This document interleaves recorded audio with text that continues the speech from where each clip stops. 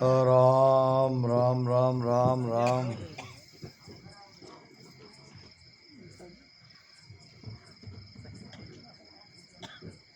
सवदे भवन लोक सब चूरे,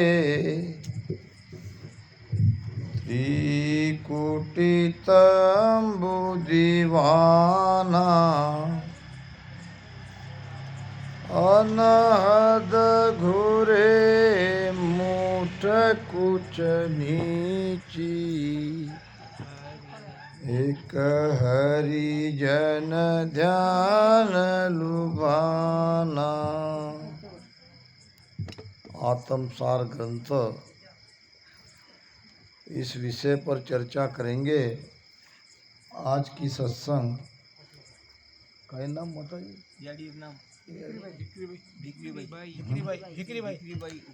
भिक्रीबाई मोक्षवासी, इनकी 14वीं का आज जागरण है और कल 15वीं का उत्सव होगा। आत्मसार ग्रंथ यानी क्या? हमारे महाराष्ट्र में लगभग दूसरे दिन जब उत्सव होता है तब आत्मसार ग्रंथ हम बाजते ही है। ये पूर्वापार से ये रीत चली आ रही है। आत्मसार क्या है? पहले सार क्या है इसको समझो। सार यानी निचोड़। जैसे दूध का सार है घी, दूध से दही बनती है, दूध से मक्खन बनता है, और आखिर में जब घी बन जाता है तब घी के बाद कुछ नहीं बनता। इसी प्रकार आत्मा के आगे कुछ नहीं है। जो बाहर का परमात्मा है वो हमारे भीतर घट में आत्मा ही है। ध्यान की आखिरी स्थिति यानी आत्मानुभूति, आत्म साक्षात्कार, इसी को कहा है महाराज ने आत्मसार, यानी आत्मा ही सार है। एक ध्यानी ध्यान करते करते अपने आत्मा में जाके स्थित हो जाएगा।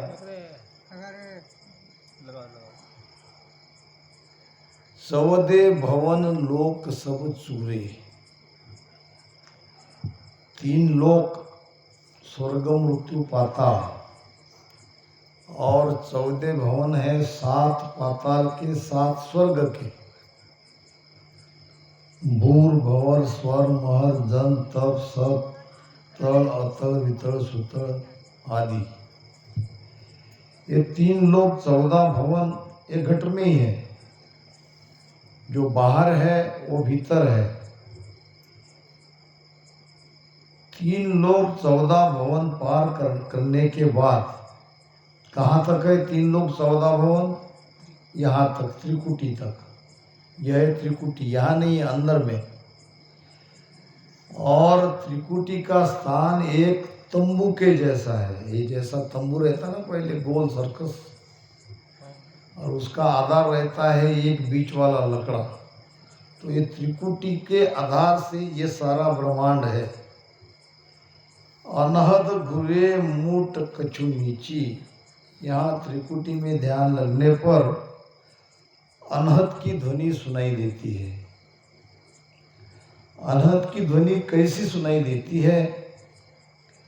ऐसी ये सिर में ऊपर ऐसी आवाज उठ रही है। कोई शक्ति, कोई ताकत हमें ऊपर खींच रही है और अंदर सब ध्वनियां ही ध्वनियां है। कितनी ध्वनियां है इसका पता नहीं चलता। चारों तरफ पूरे सिर में ध्वनि ही ध्वनि होती है। हरिजन ध्यान लुभाना, भजन करने वाला हरिजन त्रिकुटी में उसका ध्यान बहुत जोरदार लग जाता है, वो उसमें लुभायमान हो जाता है। या के परे परम गुरु न्यारा,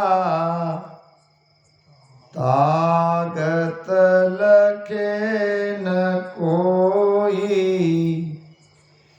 हद में देव मानवी मोसर, हर साध त्रिकोटि होई।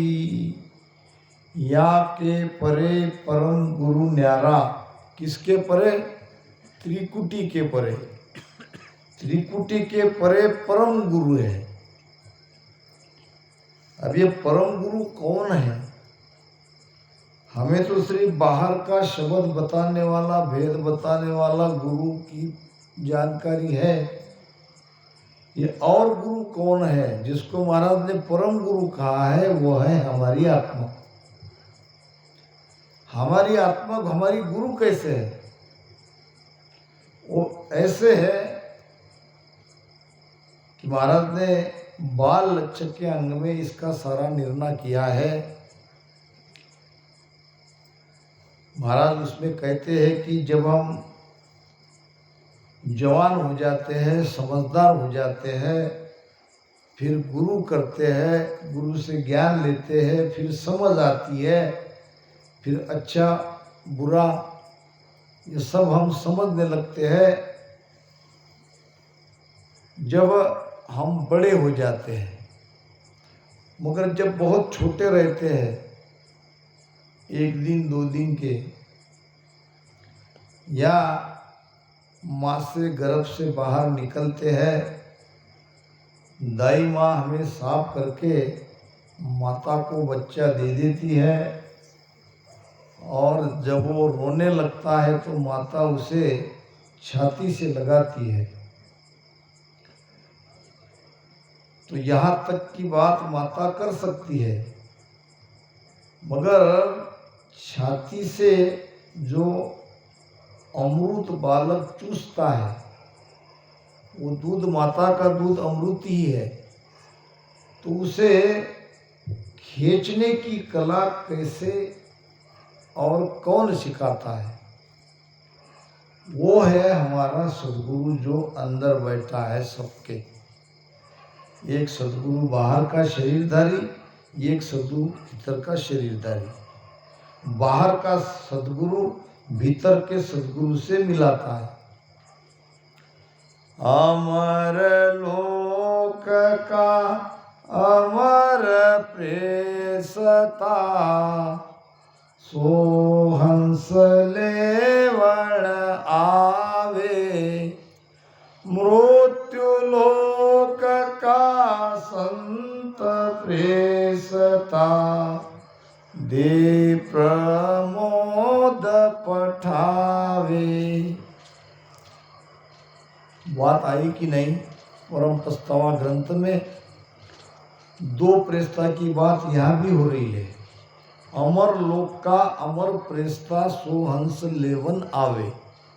अमर लोक का अमर प्रेस्ता हंस को लेने के लिए आता है, और मृत्यु लोक का संत प्रेस्ता दे प्रमोद पिटावे।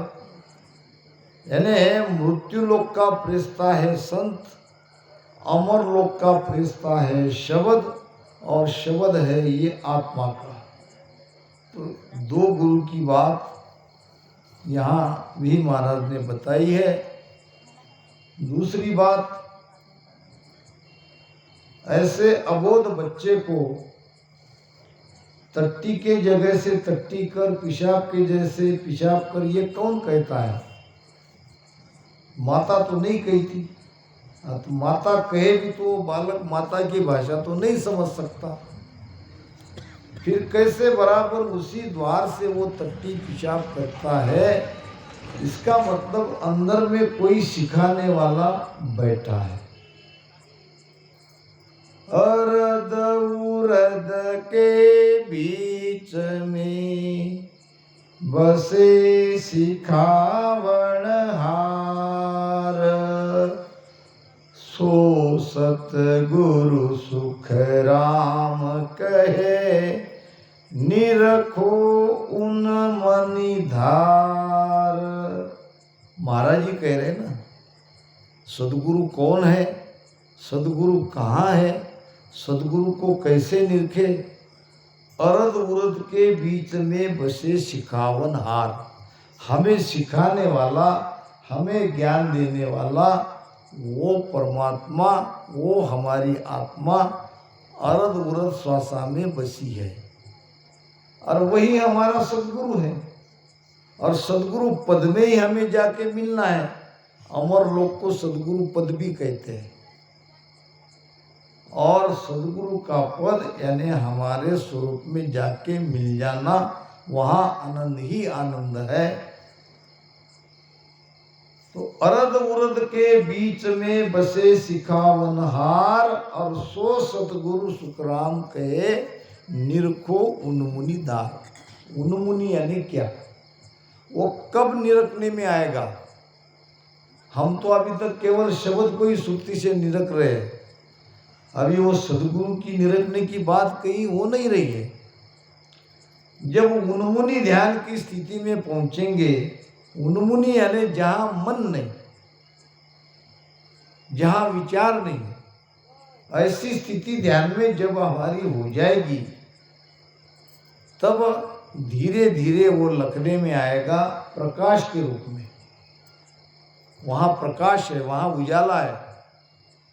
कोटक भाण हुआ उजियाला, दिलही में सायब दीदारा।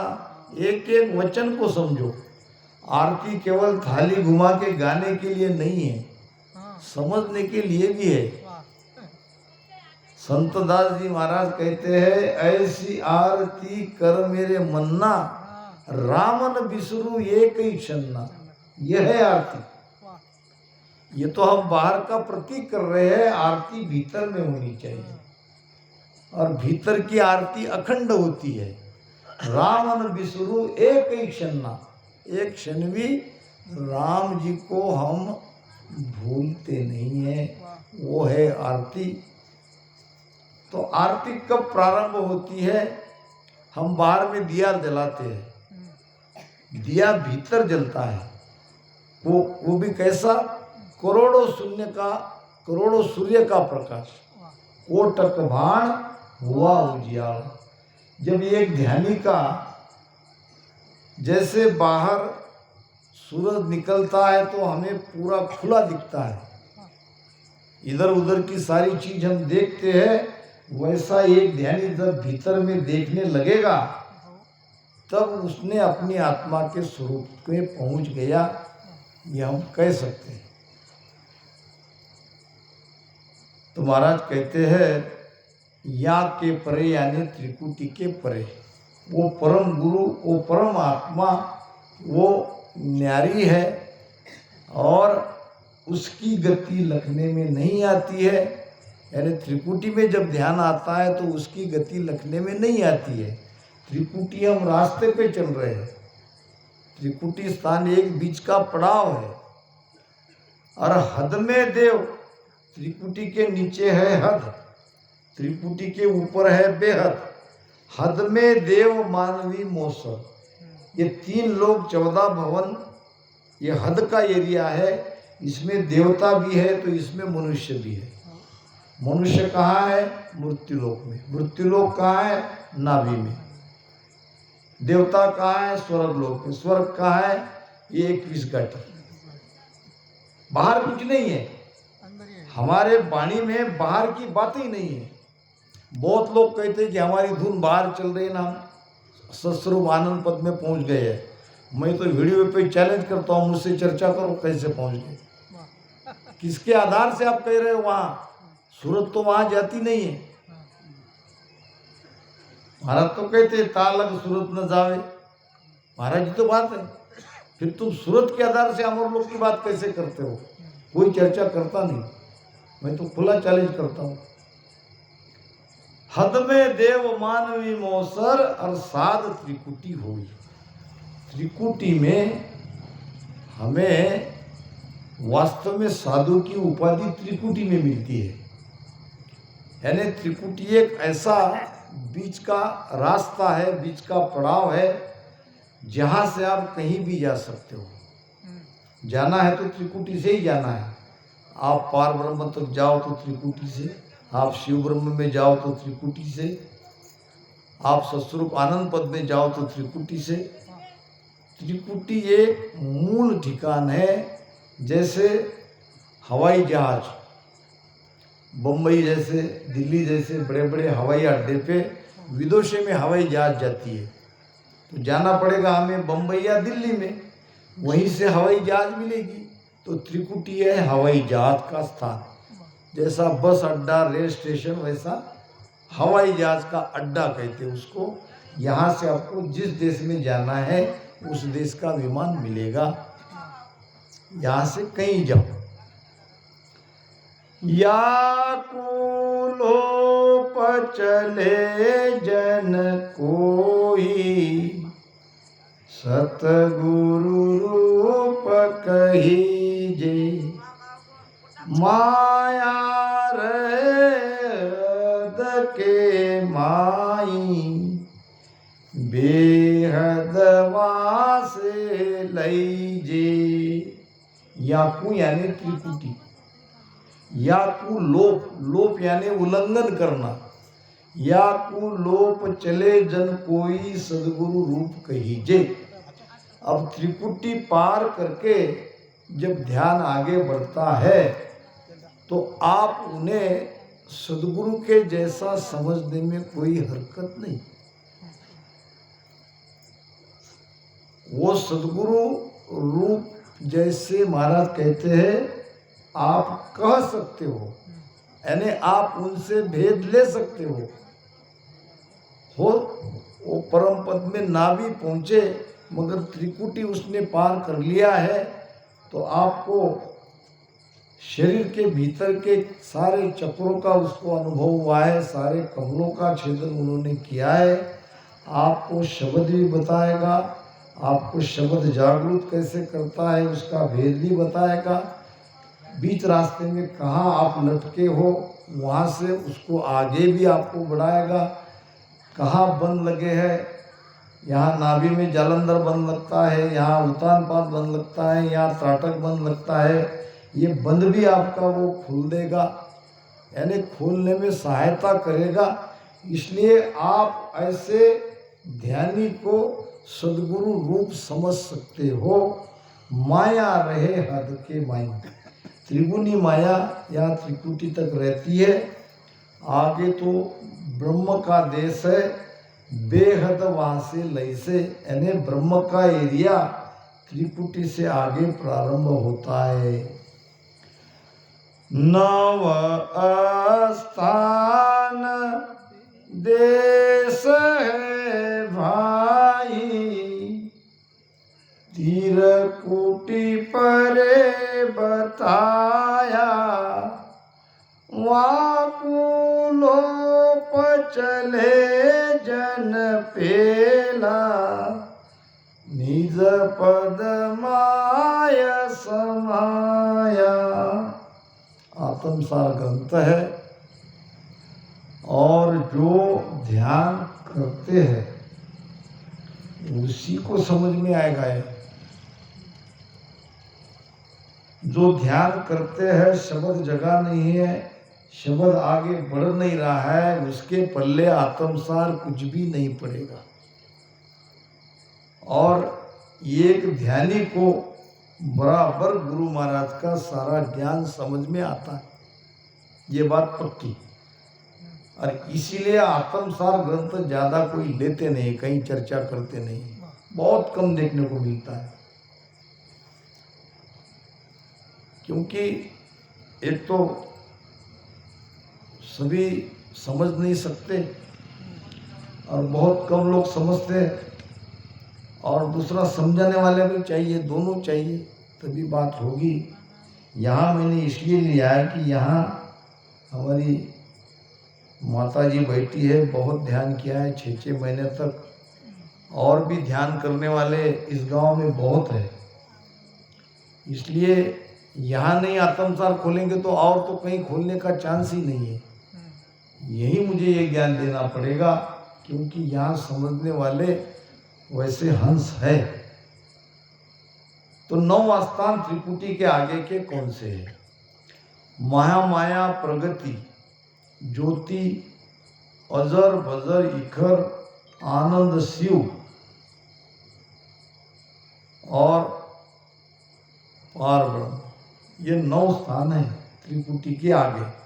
वैसे तो ये 3 ब्रह्म के 13 लोक है, मगर 4 लोक त्रिपुटी में है। महामाया, ज्योति, प्रगति, ये सब अंदर रह जाते हैं।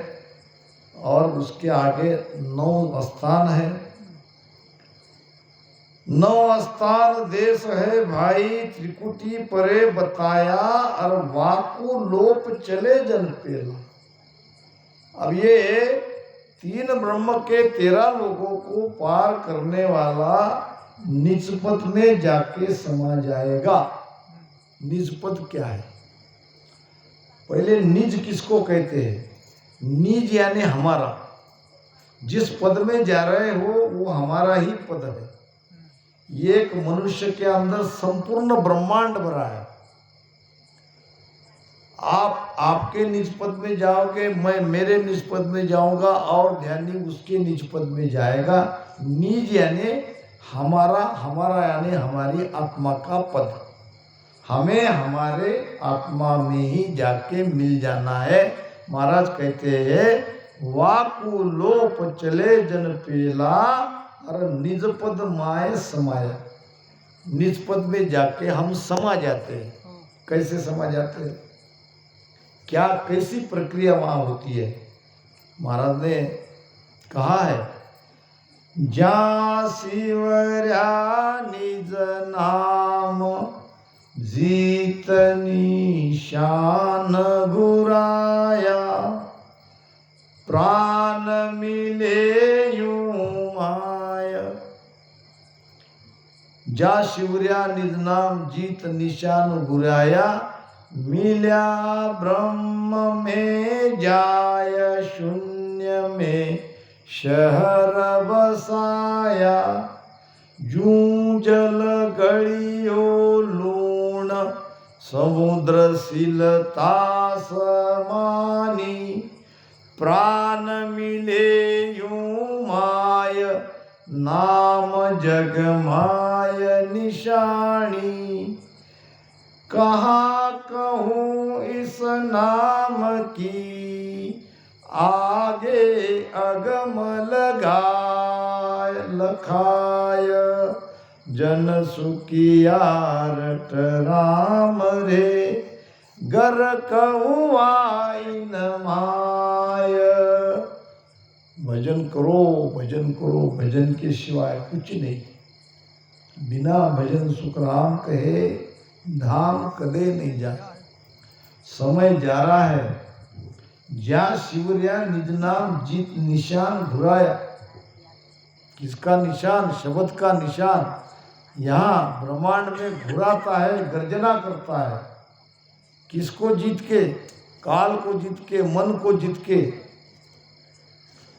जो भजन करता है वो काल को जीतता है, मन को जीत लेता है, और जीतकर 10वें द्वार में ब्रह्मांड में शब्द की गर्जना होती है। मिल्या ब्रह्म में जाए, शून्य में शहर बसाया। यहाँ ये 10वें द्वार एक बहुत बड़ा शून्य है, और इसमें जाके उसने अपनी वस्ती कर ली। वस्ती थी नाभि में, सांस उसास में अभी था, अब ये श्वासा पलट गई और 10वें द्वार में ब्रह्मांड में बस्ती हो गई। महाराज कहते हैं, कोई सुनता हो गुरु ज्ञानी, भला जी तुम जान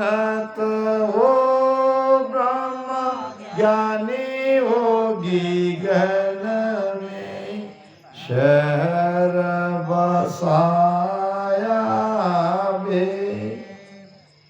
गिगन में शहर बसाया है। शहर यहाँ था, वस्ती यहाँ थी, सांस उसास में हम रम रहे थे। अब पिंड से ब्रह्मांड में आ गए, यहाँ हमारी वस्ती हो गई। जोगिया गिगन मंडल घर किया, दिन दिन रूप चढ़े देही पर महा अमीरस पिया। गुरु प्रताप साध संग भेट्या, प्रेम प्रीत तत चीना। निस्दिन राम नाम लिव लागी, बंक नाड़ रस पीना। कहीं भी कोई भी ज्ञान आप लोगे तो मूल में भजन ही है। ये भजन करने के बाद क्या हो रहा है, ये ग्रंथ के द्वारा महाराज हमें बता रहे। आज खेल एक अजब तमाशा, अजब ख्याल दिख लाया राम। आज खेल एक अजब तमाशा, अजब ख्याल दिखलाया। हल बिन भेल बीज बिन हाली, हल बिन भेल बीज बिन हाली। हासल खूब चलाया होगी गन में, शहर बसाया बे। ओ जी तुम सुनता हो गुरु ज्ञानी, भला जी तुम जानत हो ब्रह्म ज्ञानी। होगी घन में शहर बसाया बे। धरन गिगन में मुंडो, पीच आकाशा पीवे राम। धरन गिगन में मुंडो, पीच आकाशा पीवे। बाड़ी ऊपर बाग लगाया, बाड़ी ऊपर बाग लगाया।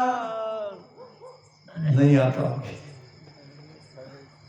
महाराज फरमाते हैं, आज खेल एक अजब तमाशा, अजब ख्याल दिखलाया। क्या हुआ अजब खेल, क्या हुआ अजब तमाशा। हल बिन बैल, हल ना नागर, बैल बिना बैल का हल मैंने चलाया।